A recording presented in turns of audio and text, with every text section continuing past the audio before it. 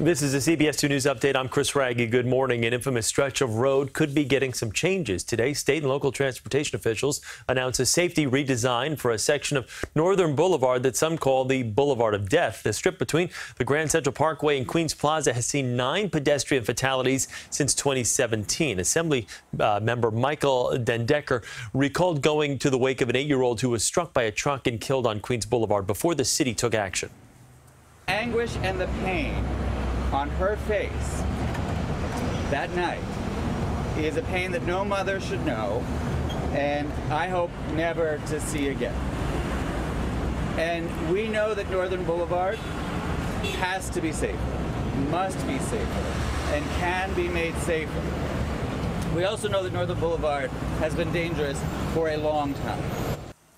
The group says they plan to be harder on traffic violations, to use additional traffic cameras, and to get public input on a comprehensive redesign of the street. Well, in other news this morning, we are tracking Hurricane Michael, this massive storm strengthening to a dangerous Category 4 storm overnight with 145-mile-per-hour winds registered this morning. A mandatory evacuation is in effect as the storm is expected to make landfall along the Florida Panhandle a little bit later this afternoon. There is help on the way from the tri-state area. A team from the New Jersey Office of Emergency Management is headed to the area to help with response to the storm, along with a lot of other facilities from other states across the country. Elise Finch with us now, keeping an eye on Michael and what it may do to our forecast here locally. Elise?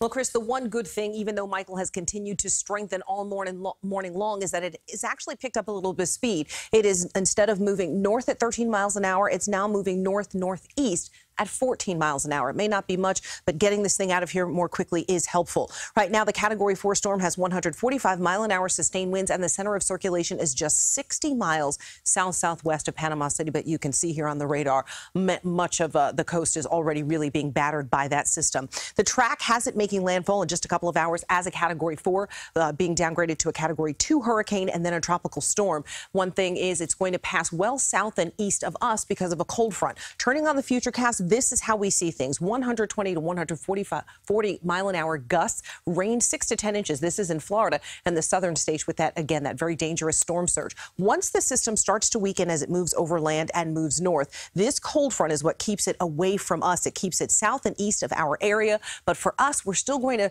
tap into some of that moisture. So breezy conditions, heavy downpours, potentially 1 to 2 inches of rain from both Michael and this cold front as we head into the day. And take a look. This is what it does to your 7-day. It makes for a washout of a Thursday and then cooler temperatures as we head into the weekend. Chris? Okay, Elise, thank you. Well, investigators continue working to figure out what caused the limo crash that killed 20 people in upstate New York this weekend, as a vigil is planned tonight near the crash site. CBS News has learned that federal records show that 3 of the vehicles owned by that limo company failed inspections in September and were cited for multiple violations, including having no or defective emergency exits and faulty brakes. In the meantime, loved ones are remembering the lives taken too soon. CBS 2's Jessica Layton has more from Schoharie. 20 wooden crosses symbolize the 20 lives cut short in a tragedy nobody here could have imagined. It doesn't seem real. I'm waiting for him to come around the corner right now. Rob Immel says his best friend Patrick Cushing had a reputation for walking into a room full of strangers and coming out with a bunch of best buddies. Everybody knows the bond that we shared and the light in life that Patrick gave us. Cushing was smart. The 31-year-old worked in the IT department for the New York State Senate. And he was an athlete, meeting his crew 14 years ago playing competitive dodgeball.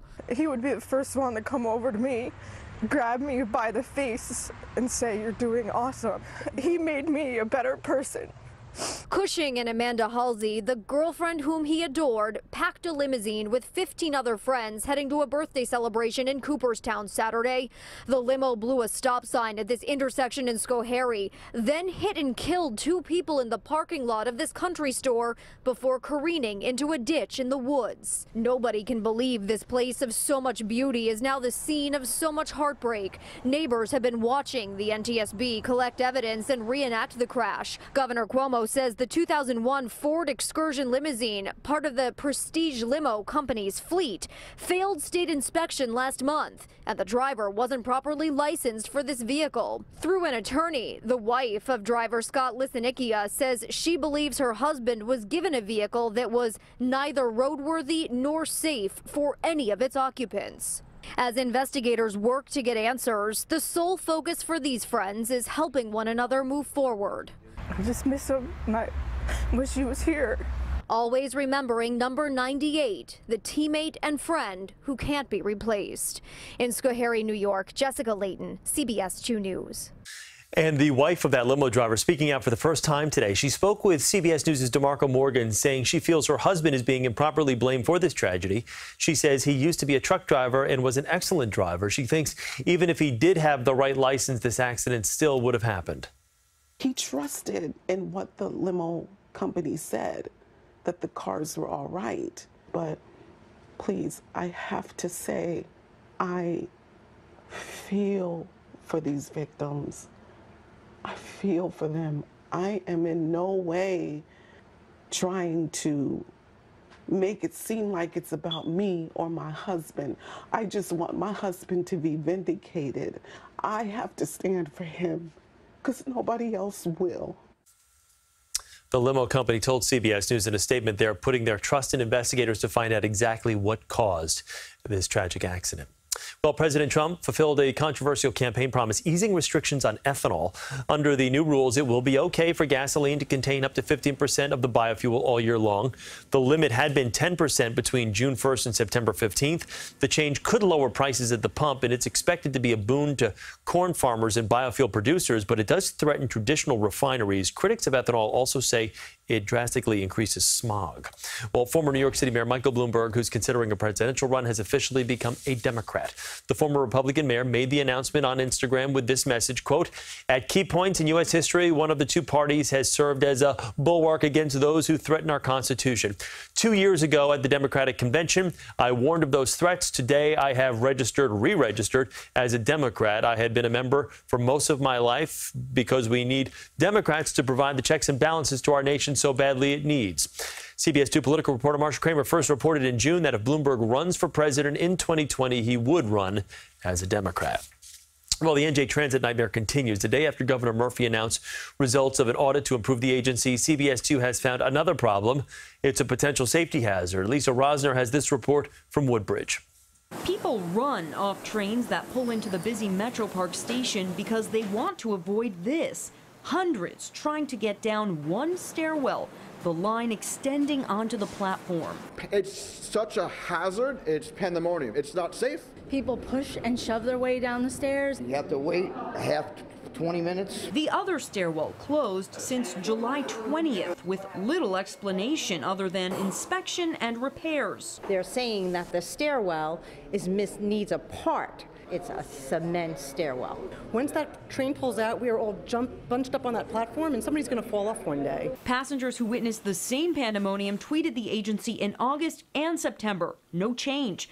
It's part of the widespread dissatisfaction of NJ Transit, addressed by New Jersey Governor Phil Murphy, who released a 180-page audit. The audit found weaknesses in the procurement process. He recommends restructuring management and that the agency operate more like a business and less like a government agency. We are not going to let this audit collect dust. I don't expect any good to come out of this, honestly, I don't, unfortunately. The one immediate change, after our cameras witnessed repeated overcrowding, security showed up for the next train and left. Open the stairs! You know what New Jersey Transit's mission statement is?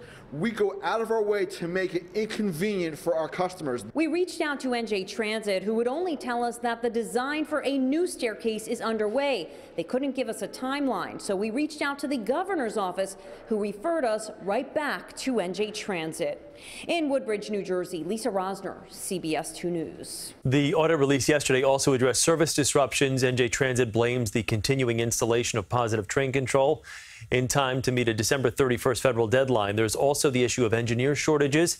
NJ Transit says it will increase training classes and offer sign-on bonuses to conductors who want to become engineers. Well, police are investigating the crash of an SUV into a house in Nutley, New Jersey. The driver lost control around 4 o'clock yesterday afternoon. Luckily, no one was in the house. The homeowner says she decided to do some shopping when she left work, and that may have saved her life. I normally would have been in that room. My computer desk is there. So if I would have got home 45 minutes earlier, which I normally do, it could have been a whole different story. The driver is a 46-year-old man in the hospital now and expected to survive. Police say he may have had a medical issue just before that crash. Well, carrying a balance on your credit card will cost you more this year. That's according to a survey by creditcards.com. The survey finds the average interest rate has now risen to just over 17%. That's up from just over 16% last year and about 15% 2 years ago. And with the Federal Reserve raising interest rates, credit card rates are expected to continue to climb. Instagram is cracking down on cyberbullying. The company announcing that it's using new technology to detect bullying in any images or captions posted on the app. Those posts will be sent to Instagram's community operations team for human review. A bullying comment filter is also being applied to live videos. Instagram says the technology is continuing to roll out in the next few weeks. Okay, that's your CBS2 News Update. I'm Chris Wragge. Follow me at Chris Wragge on Twitter, Instagram, and Facebook. And remember, no bullying comments.